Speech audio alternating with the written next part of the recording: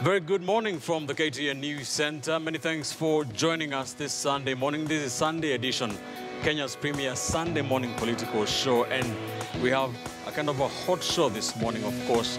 We shall be analyzing and dissecting and trying to put into perspective that political pact between President Uhuru Kenyatta and the NASA leader Raila Odinga. That took a lot of people, a lot of Kenyans and political players by surprise. We have been getting a lot of reactions from all sides of the political divide. We shall be trying to analyze just what this means and, of course, what exactly it means for the political players that are close to the two sides. Of course, that includes Deputy President William Ruto, the NASA co-principals, Kalonzo Musyoka, Moses Wetangula, and Musalia Mudavadi. We shall be taking a look at all that. Many thanks for staying with us. It is something that people are still reacting to. Many pundits saying that this will move or reshape the political scenario in Kenya ahead of the 2022 general election. Like my colleagues in the Sunday Standard, Daniel Osangula and Zao Musau, have stated in their columns this morning, as the going gets tough on one hand, the tough are getting going on the other ahead of this ruthless political game in the offing. Many thanks for staying with us. Be sure to be with us in the next 120 minutes or so as we dissect this very big developing political stories. But first, let's start with what's happening in the newspapers this morning.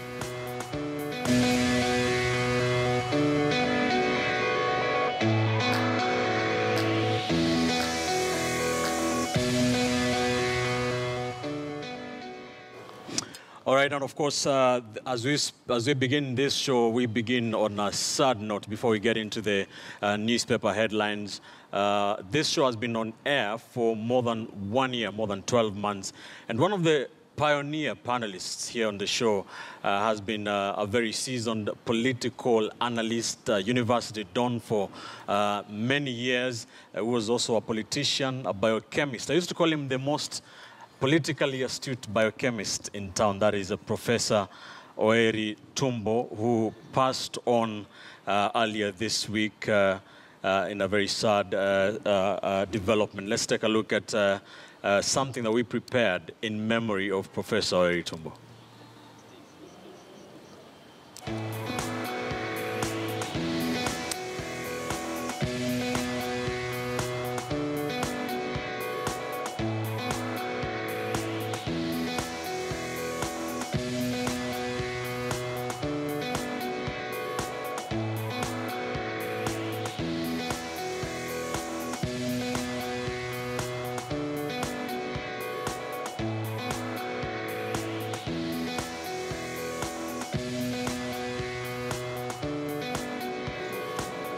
That is Alois Gekonge Tumbo, Professor, University Don.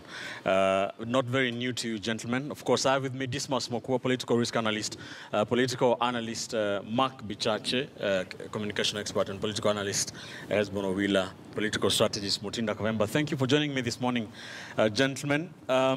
Dismas, he was one of your co-panelists for many weeks here on the show. How would you describe the late Prof? There are many ways to describe him, but the first one is that Prof was a public intellectual, a very solid man, and a man who called a spade a spade. So outside having worked with him at this panel, again, we were born and brought up in the same village, maybe 50 years apart. So he's somebody I know from the village level. And I think, the entire world is going to miss him because he's among those few political analysts who called a spade a spade. I mean, he would call it as he sees it, and he doesn't care about the consequences, whether he makes Jubilee happy, he makes NASA happy, or he annoys both of them. He doesn't care. Obviously, we are going to miss that kind of intellectual infrastructure in this show. All right. Mark, did you know Prof? I met him twice, and I remember having a conversation with him in this very parking lot.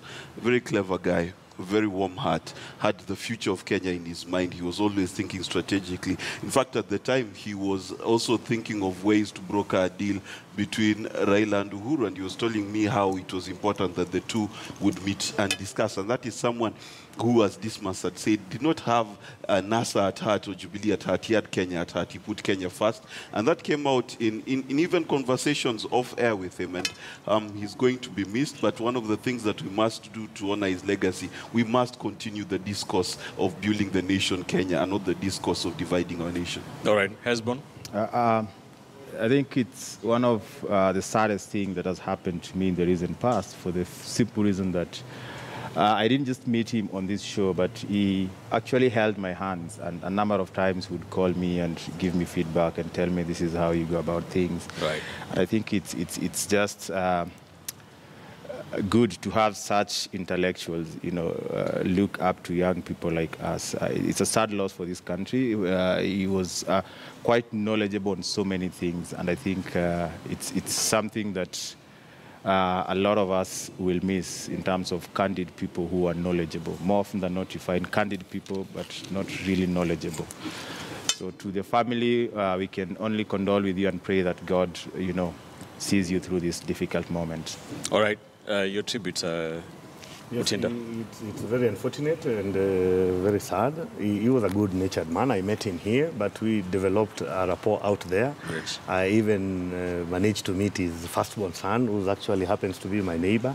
And it was really least expected because he looked very healthy and full of life.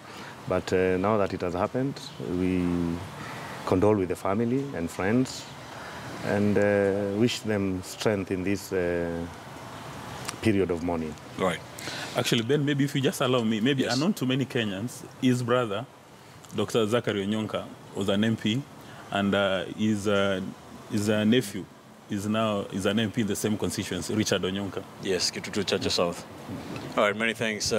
Professor Aritumbo was 70, died of cardiac arrest, according to the reports we did get. He was a professor of biochemistry. He was also at one time principal of University of Nairobi's Chiromo campus. He will be missed here on the show. It is a very sad, and a lot of you have been sending their condolences via social media to us here on the show.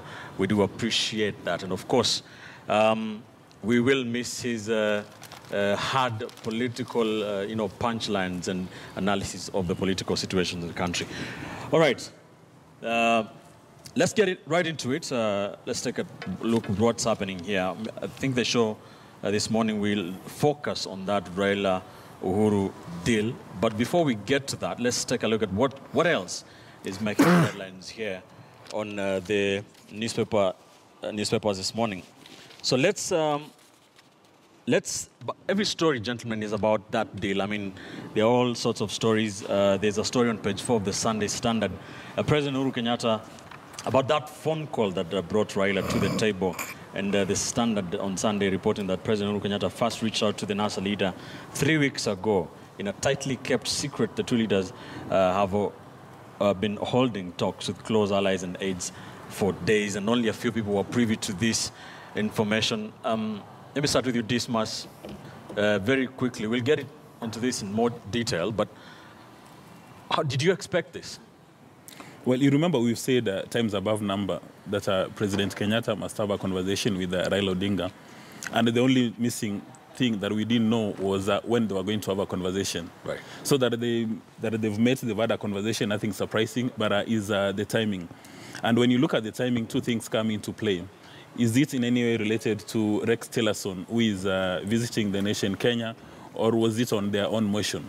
So maybe that's something that we are supposed to be looking at as to whether or not it was purely an internal affair or it was an external affair. And then number two, whether or not we'll be able to take it to the next level by ensuring that all Kenyans are consulted. So I think those are the major issues, that if it was pushed to Kenya by Tillerson and President Kenyatta has had the opportunity of meeting with Raila Odinga, then is it going to capture the interests and aspirations of all Kenyans? So I think those will be the big issues to consider. All right. Mark, what are your initial reactions to this deal between Uhuru Kenyatta and Raila Odinga? I can tell you for free that this has nothing to do with Rex Tillerson being in the country. And the reason I'd say that is the kind of statement they came up with, the amount of secrecy they had to do, The fact that it was not a photo op, they just didn't shake hands and go home. Further, the fact that there's a statement and actually a committee that's been set up to ensure what they're talking about is done should tell you this is not something that they decided to do overnight. Further, Kenya should hope that our leaders are not the kind of people to come up with such a progressive document only at the pressure of the West. That would be very embarrassing for us as a nation. Could you imagine that to talk about corruption, to talk about tribalism, to talk about cohesion, to talk about devolution, we need Mzungu to come and tell us to do that? Come on, let's not belittle our leaders. I think there was a lot of forethought into this. I think there's a lot of potential into it. All right. And as Kenyans, we need to embrace it, because whether you're NASA or Jubilee, what that document says is exactly what you wished for. All right. Husband, do you agree?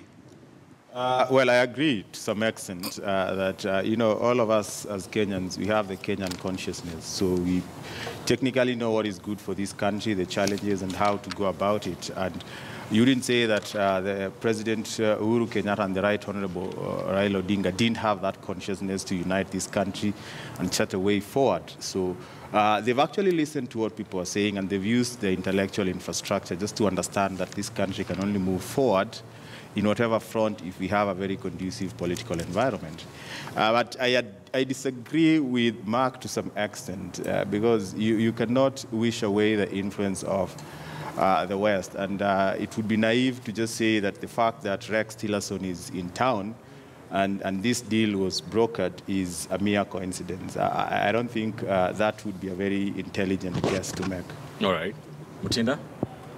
I think it is a product of the situation that we've been in as a country. And we live in a global village. That means that there has been pressure from within, and there has also been pressure from without. So it might be that all these pressures is what has led to the decision of the two key political leaders in this country to come together so that we can chart our way forward in a way that is not very antagonistic, not with a lot of animosity like was the case before. All right. Because we've done it before, and there is nothing wrong. Does that mean there will not be an opposition, though? Not necessarily, because you see, if you remember very well during the Grand Coalition government, both of the former President Kibaki and the Right Honorable Raila were in the same government, but they differed more than once, enough times, and actually they differed publicly. So I believe this is a repeat of something similar to that they're going to move together, and whenever they differ, then they are going to find a way of sorting out the issues amicably. Sometimes it's going to get to the public arena, sometimes it won't. But I wouldn't say that we are minus an opposition, because the most important thing would be what is it that they agree to do together going forward, so that if they derail from that, I would expect to see some differences here and there to take them back to whatever it is that they've agreed has brought them together. All right. Yes. And also joining us here on the show this morning is a really Member of Parliament, Mark Namita, not new on the show. Thank you for joining us, Mheshimiwa. Thank you. What are the people of Nyanza, Migori County saying? How are they reacting to this pact between Uhuru Kenyatta and Raila Odinga? And what is your take on this? You are one of those people who have been a very hardliner in the whole NASA crusade, and in that equation. What is your take on this? First, I think thank you very much for all coming into the show. But I think it would be a mistake to say that I'm a hardliner. Maybe I'm a hardliner on matters principle. But I think on the handshake, the big handshake that happened on Friday morning, I think it couldn't have come at a better time. So if you are to ask me about my own opinion, one, as a parliamentarian, I think sobriety is finally dawning on the two leaders, and it was about time for them to show leadership. And for me, I'm happy, especially sitting at the August House. One is that at least our level of discourse is going to get to a bit of a higher level than sycophancy from either sides. That at least today, if something is going to come on the floor of the House, people are going to discuss it based on merits. But what I've witnessed over the last 6 or so months in Parliament is whereby, It's just a chorus. If it has come from this other side, the people from the various side are saying it is okay. If it comes from the other side, so it will be opposing modes. But largely received very well by people from my constituency and Migori County at large. And for the simple reason that when you have had a leader who you have trusted, and he has always kept his word on every move that he has actually taken, and he has never backtracked. And that's actually, I think, the biggest asset in the political space, that when you have a followership that trusts you, so they have full trust that, the party leader, His Excellency Raila Amolo Odinga, is on the right path. So he knows that this is due for this country. I think it's good. All right, we'll get into details of this, a lot of facets of this story. Who are the big winners, who are the big losers in this? How is it likely to change the political scenario in the country moving forward? How will the team that is working on this dialogue, want to do this? I mean, what is the place of the National Assembly and the Senate in this whole process? We'll talk about all those things, of course, and where does this leave some of the key political players on both sides of the political divide? We'll get into this, but let's stick to something that Dismas did mention. That is Washington's top diplomat, who is in town, who is on the continent. That is the Secretary of State, Rex Tillerson. There has been this discussion about Kenya being caught right in the middle of a war between China and the US. Rex Tillerson did make some very negative remarks about what he described as Kenya's appetite, or Africa's appetite for Chinese loans. And you tried to, relate this to the pact that we saw between Uhuru Kenyatta and Raila Odinga. How does this come together? Well, maybe going to the first point, you remember the American ambassador in Kenya, Godek, has been leading the local diplomats in asking that we have a dialogue that's between NASA and Jubilee for the longest time possible. And the last time they spoke, they told Raila Odinga, for you to have dialogue with President Kenyatta, one of the first things you must do is to recognize him as the President of the Republic of Kenya for the longest time possible. Yeah. And people who are in the North say there has been a lot of pressure coming from the US. So there's no surprise that Tillerson is arriving in Kenya, and then you see a lot of action and activity. And it's all over the world. Anybody who wants to wish the American influence is probably ignoring key points. I mean, even look at North Korea, what is happening today. Donald Trump has been able to exert his force. A few days ago, he said he's going to impose a tariff on steel and metals. The Americans are generally happy. Right. So you cannot wish away the American influence. But as far as Kenya is concerned, Kenya is very strategic from the national security interest of America, because we've got the biggest embassy here, we've got a lot of diplomats, we've got a lot of journalists. So Nairobi is very strategic. And when it comes to Kenya, it's not as if he's jumping from the moon. He's got Mr. Donald Yamamoto, who's done a lot of research about Kenya. He's got Godek, who's done a lot of research. And we understand that there is a heavy American presence in Kenya from intelligence, from military, and the NGOs. So one cannot assume that America is not interested in Kenya. But for them to be able to get back their influence, then they need to look at the Chinese way of doing business and probably restructure. All right. Because we are told that the Chinese will give you money and they don't care about governance issues, whether 90% of the resources are going to go through corruption, they don't care. But for the American way, they say, if you're going to give you resources, we expect a bit of transparency and accountability. And for him to come to Kenya and say, stop doing business with China, he needs to give Kenya options, or he needs to give Africa options. You don't just come to Africa and tell the president, stop doing business with China, and you are not giving them options.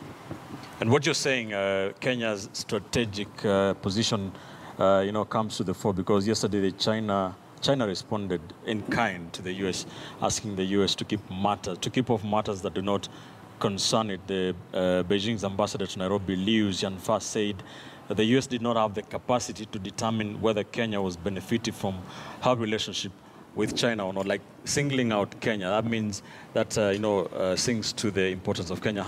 Mark, what is your take on the China, U.S., Kenya in the middle? Are we to gain in all this?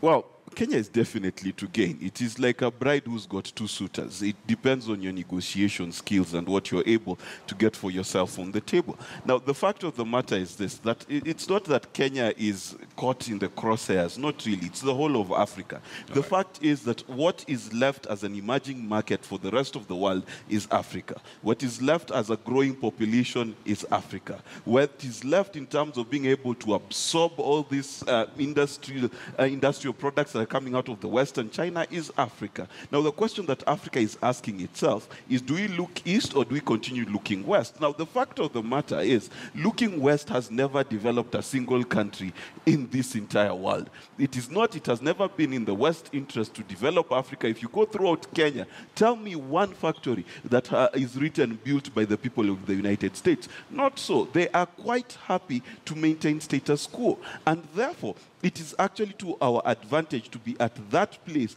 where we can negotiate the kind of loans that we get, and why we get them, how we get them, and when we get them. It is very critical that we have that space. The second thing is, he just mentioned about the steel tariffs in the United States. They're going to hit the United States hard. The question has to be asked that the power that is the United States, is it going to continue to be the world leader 20 years from now, 30 years from now? We know for a fact that they're losing their leadership in the environmental war. They've already lost that. Let's see what the war between the trade war that they've started between the European Union and the States will keep the United States there. So Kenya needs to be strategic. This is the time we need to be selfish. We don't care whether it's Chinese money, whether it's yellow money, green money, or black money. Right. All we want is money that we can use to develop ourselves. The focus of the Kenyan people has to be centered on ourselves. The geopolitics of the world, let them settle. Let China and the United States have that debate. But for us, we will pick resources from whoever will give us the best deal for our own sake. All right, and of course, the latest Tillerson is in the country visiting. He did cancel events he was scheduled to undertake in Nairobi yesterday. That is on the second of his 3-day visit to the country. A spokesman saying that he was not feeling well. Does this say anything, Hasbon? And do you think that the U.S. is getting jittery? I mean, if you look at what China is doing, because I don't think China is just giving us economic support. China is actually giving the world a template of how the world should go about their economic structures, their political structures.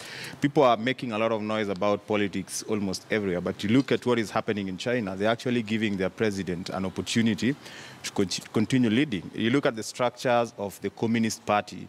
The biggest issue is that the example that they're giving the whole world is actually a threat to any other superpower. And I think it's causing jitteries. And you'd understand why, because the moment we look east, chances are there are a number of things that the West will miss because China will take over. But the geopolitics of Kenya being a strategic nation is sacrosanct. I mean, everyone would want to have an influence in Kenya. And I think it's a win-win for Kenya. I wouldn't say that, the fact that we are going east means that the U.S., cannot tell us anything, because there are things that China is providing Kenya. And apart from the example that they're giving Kenya and the whole world, economically, I think China is investing big time. In terms of cultural content, it's making inroads. But you look at what the Western world is doing and the United States of America, I think they're offering much more than what China is giving us in the sense that they're providing structures for accountability and governance. And then they may not even be giving us, the funds, but the programs that they have, for example, the HIV program that is run by the United States of America here in Kenya is very big, one that Rex Tillerson was supposed to, go and inspect. And I think we cannot wish that away.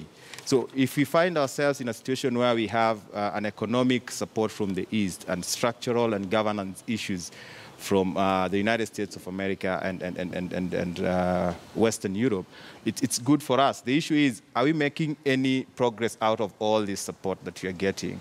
There are countries that are silent. They're not big. For instance, the German taxpayers are paying for my PhD. And I'm not the only one. They're paying for so many. So in terms of cultural exchange, there's a lot of support that comes from quarters that don't make noise like China is doing. All right. Mutinda, very quickly, what is your take on this?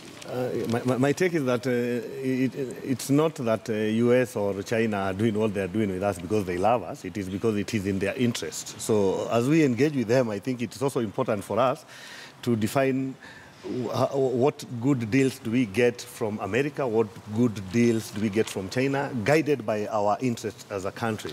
Because at the end of the day, all countries are in pursuit of their national interests. So we should likewise also adapt such an approach where we deal with either depending on what our interest is. That would be very good for the country. Because they don't do what they are doing because they love Kenya. It's because there is what they're pursuing their them. interests. Exactly. Should Kenya face east or west? One, I want to agree with my brother who says that, one, Kenya is strategically placed in Africa. You really can't do anything in Africa without considering where the location of Kenya is in all particular aspects. And two, the biggest opportunity in whatever sector you look into, when you're talking about technology, whatever, the biggest market now is in Africa, because the rest of the world is largely populated. My biggest fear is whether west or east. I think west have done we've done well with the west in terms of governance structures, because we didn't see this high, over the last 6 years that we have had an interaction with China, these issues of corruption hitting billions is no longer news. Right. And they don't care whether the money comes, and we are seeing, they've exaggerated prices.